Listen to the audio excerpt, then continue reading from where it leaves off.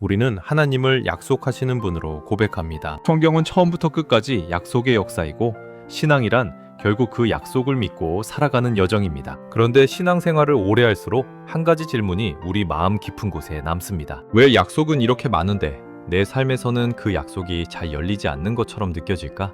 말씀은 풍성한데 현실은 막혀있고 약속은 분명한데 삶은 여전히 메마른 이유는 무엇일까요? 젠센 프랭클린은 이 질문 앞에서 아주 중요한 진단을 내립니다. 그는 문제를 하나님께 약속이 없어서라고 말하지 않습니다. 오히려 이렇게 말합니다. 하나님의 약속은 이미 충분히 쌓여있다. 문제는 그 약속의 곳간이 닫혀있다는 데 있다. 다시 말해 하나님이 인색하신 것이 아니라 우리가 약속이 흐르는 자리에 서 있지 않다는 것입니다. 금식은 바로 이 지점에서 등장합니다. 금식은 하나님을 설득하기 위한 종교적 행위가 아닙니다. 금식은 하나님께 무엇을 더 얻어내기 위한 조건이 아니라 우리의 영혼을 하나님의 약속이 흘러나오는 자리로 다시 옮겨놓는 순종입니다. 금식은 주십시오라고 외치는 행동이 아니라 주님 앞에 다시 서겠습니다 라고 몸으로 고백하는 행위입니다. 그래서 성경에서 금식은 언제나 중요한 전환점에 등장합니다. 방향이 흐려졌을 때, 싸움이 버거울 때, 사랑이 식어갈 때, 믿음이 약해질 때 하나님의 사람들은 금식으로 다시 하나님 앞에 섰습니다. 금식은 상황을 즉시 바꾸기보다 사람을 먼저 바꾸는 하나님의 방법이기 때문입니다. 파트 2는 바로 이 금식의 능력을 말합니다. 부르심을 다시 보게 하고 영적 전쟁에서 이기게 하며 식어버린 첫사랑을 회복시키고 예수로 충만하게 하며 은밀한 순종을 삶의 열매로 드러내고 믿음을 깊고 단단하게 세우는 능력입니다. 오늘 우리는 6가지 주제를 따라 금식이 어떻게 약속의 곳간을 여는 하나님의 통로가 되는지를 차분히 그러나 깊이 묵상하려 합니다. 그 첫 번째는 부르심을 깨닫는 금식이라는 것입니다. 부르심은 어느 날 갑자기 사라지는 것이 아닙니다. 그러나 많은 성도들이 이렇게 말합니다. 하나님이 저를 부르셨다는 확신이 예전 같지 않습니다. 무엇을 위해 살아야 하는지 잘 모르겠습니다. 젠센 프랭클린은 이 상태를 매우 정확하게 짚어냅니다. 하나님이 침묵하신 것이 아니라 우리의 영혼이 너무 많은 소음에 잠겨있다. 부르심이 들리지 않는 이유는 하나님의 음성이 약해졌기 때문이 아니라 우리가 듣지 못하는 상태가 되었기 때문입니다. 오늘날 우리의 영혼은 끊임없이 소음에 노출되어 있습니다. 먹고 사는 문제, 성과에 대한 압박, 사람들의 평가, 비교와 경쟁, 미래에 대한 불안이 쉼없이 마음을 채웁니다. 이런 상태에서는 하나님의 음성이 들리지 않는 것이 아니라 들릴 공간 자체가 존재하지 않습니다. 금식은 바로 이 지점에서 시작됩니다. 금식은 배를 비우는 행위이기 이전에 영혼의 공간을 회복하는 훈련입니다. 벤센 프랭클린은 금식을 영혼의 청력을 회복시키는 은혜라고 말합니다. 먹는 것을 멈출 때 단지 육체의 활동이 줄어드는 것이 아니라 마음의 과잉도 함께 가라앉기 시작합니다. 계산하던 생각이 멈추고 스스로를 합리화하던 내적 독백이 조용해집니다. 그때 비로소 우리는 하나님 앞에서 조용히 설 수 있게 됩니다. 그리고 그 자리에서 하나님은 이미 오래전에 하셨던 말씀을 다시 들려주십니다. 사도행전 13장을 보면 안디옥 교회가 금식하며 기도하던 중 성령의 음성을 듣는 장면이 나옵니다. 내가 불러 시키는 일을 위하여 바울과 바나바를 따로 세우라. 이 말씀은 즉흥적으로 주어진 말씀이 아닙니다. 하나님은 이미 바울과 바나바를 부르셨습니다. 그러나 공동체가 그 부르심을 함께 분별하고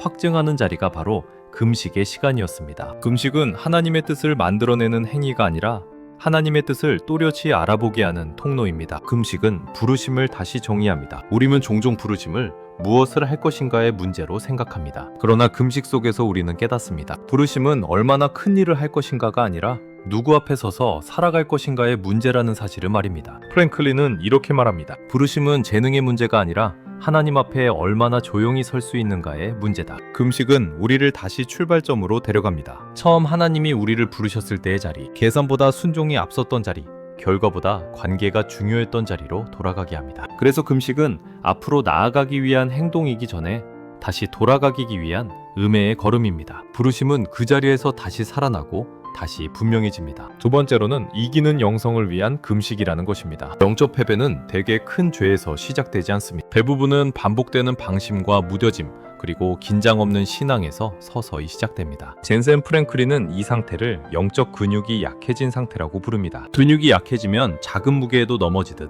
영혼이 약해지면 사소한 유혹에도 쉽게 무너집니다. 그래서 영적 전쟁에서 중요한 것은 더 강해 보이는 것이 아니라 다시 단단해지는 것입니다. 예수님은 공생애의 시작을 금식으로 여셨습니다. 그리고 그 직후 광야에서 시험을 받으셨습니다. 흥미로운 점은 마귀가 예수님의 정체성을 부정하지 않았다는 사실입니다. 네가 하나님의 아들이여든. 마귀의 질문은 정체성이 아니라 사용 방식이었습니다. 지금 이 능력을 누구를 위해 어떤 방식으로 쓸 것인가? 금식은 바로 이 질문 앞에 우리를 세웁니다. 프랭클린은 금식의 본질을 이렇게 요약합니다. 금식은 즉각적인 만족을 거절하는 훈련이며 바로 그 지점에서 영적 승리가 시작된다. 우리는 대개 즉각적인 해결을 원합니다. 지금 편해지고 싶고, 지금 벗어나고 싶고, 지금 인정받고 싶습니다. 그러나 금식은 이 지금 당장이라는 요구를 멈추게 합니다. 금식은 욕망을 제거하지 않습니다. 대신 욕망의 주도권을 하나님께 다시 돌려드립니다. 금식 중에는 유혹이 더 또렷해 보일 수 있습니다. 배고픔처럼 욕망이 표면으로 올라오기 때문입니다. 그러나 동시에 죄의 힘은 약해집니다. 왜냐하면 금식은 육체가 지배하던 영역을 성령께 다시 내어드리는 행위이기 때문입니다. 프랭클린은 이를 전쟁의 구조가 바뀌는 순간이라고 설명합니다. 더 애써서 이기는 싸움이 아니라 더 의지함으로 이기는 싸움으로 전환되는 것입니다. 이기는 영성은 의지의 문제가 아니라 의존의 방향의 문제입니다. 우리는 종종 더 결단하면 이길 수 있다고 생각하지만 성경은 정반대를 말합니다. 내 은혜가 내게 족하도다. 금식은 우리의 힘을 키우는 시간이 아니라 우리의 힘이 빠지도록 허락하는 시간입니다. 그 빈자리에 하나님의 능력이 머물게 됩니다. 그래서 금식은 우리를 약하게 만들지만 동시에 가장 안전한 자리로 데려갑니다. 하나님께 기대는 자리, 성령의 도우심을 구하는 자리입니다. 프랭클린은 말합니다. 금식은 패배를 피하기 위한 훈련이 아니라 이미 주어진 승리 안에 머무는 훈련이다. 이기는 영성은 금식의 자리에서 자라납니다. 세 번째는 첫사랑을 회복하는 금식이라는 것입니다. 첫사랑은 감정의 문제가 아니라 우선순위의 문제입니다. 우리가 처음 하나님을 만났을 때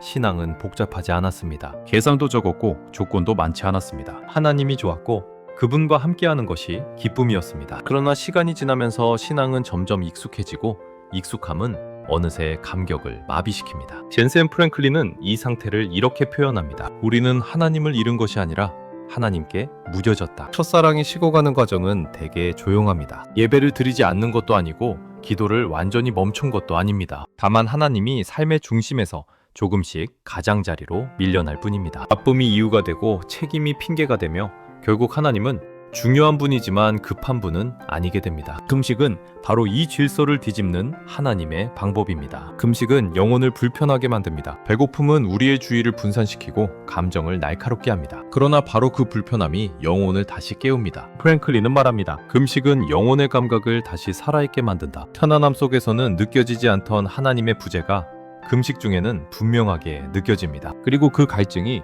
하나님을 다시 찾게 만듭니다. 금식 중에 드리는 기도는 다릅니다. 말이 줄어들고 변명도 사라집니다. 하나님 앞에서 자신을 꾸미지 못하게 됩니다. 그 자리에서 우리는 깨닫습니다. 우리가 원했던 것은 문제 해결이 아니라 하나님 자신이었다는 사실을 말입니다. 이것이 첫사랑의 회복입니다. 은혜를 주시는 손보다 은혜의 주인이신 하나님을 다시 사랑하게 되는 것입니다. 금식은 사랑의 방향을 바로잡습니다. 하나님을 사랑한다고 말하면서 동시에 너무 많은 것을 사랑하고 있었음을 드러냅니다. 그래서 금식은 버리는 시간이 아니라 사랑의 중심을 다시 세우는 시간입니다. 첫사랑은 다시 뜨거워질 수 있습니다. 금식은 하나님께서 그 불씨를 다시 살리시는 은혜의 통로입니다. 네 번째는 예수로 충만해지는 금식이라는 것입니다. 웬센 프랭클린은 금식에 대해 매우 오해되기 쉬운 지점을 정확히 짚습니다. 그는 이렇게 말합니다. 금식은 나를 비우는 시간이 아니라 예수로 채워지는 시간이다. 많은 사람들이 금식을 하지 않는 것, 줄이는 것, 참는 것으로 이해하지만 성경적 금식의 핵심은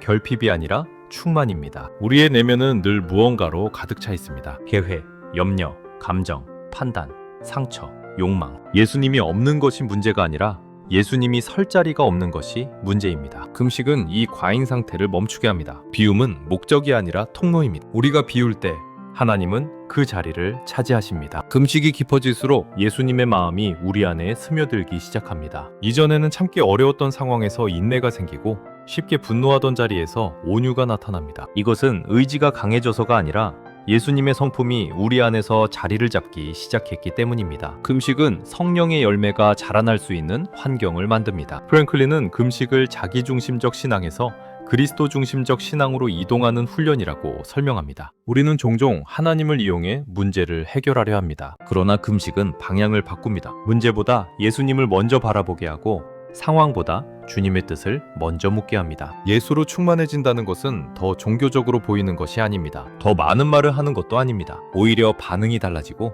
선택이 달라지고 삶의 결이 달라집니다. 금식은 우리를 열심 있는 신자가 아니라 예수 닮은 제자로 빚어갑니다. 그 충만함은 금식의 자리에서 시작됩니다. 다섯 번째는 공개적으로 상 받는 금식이라는 것입니다. 예수님은 산상수훈에서 금식에 대해 말씀하시며 아주 분명한 약속을 주셨습니다. 너는 금식할 때에 머리에 기름을 바르고 얼굴을 씻으라. 이는 금식하는 것을 사람에게 보이지 않게 하려 하며 오직 은밀한 중에 계신 내 아버지께 보이게 하려 함이라. 은밀한 중에 보시는 내 아버지께서 갚으시리. 젠센 프랭클린은 이 말씀을 이렇게 해석합니다. 하나님은 숨겨진 순종을 결코 숨겨두지 않으신다. 금식은 철저히 은밀한 훈련입니다. 사람의 박수나 인정과는 거리가 멉니다. 오히려 금식은 아무도 알아주지 않는 자리에서 하나님 앞에 서는 선택입니다. 그런데 예수님은 역설적인 약속을 하십니다. 은밀하게 드린 그 순종을 하나님은 공개적으로 갚으신다는 것입니다. 이것은 금식이 곧바로 눈에 띄는 성공이나 기적을 보장한다는 뜻이 아닙니다. 그러나 분명한 것은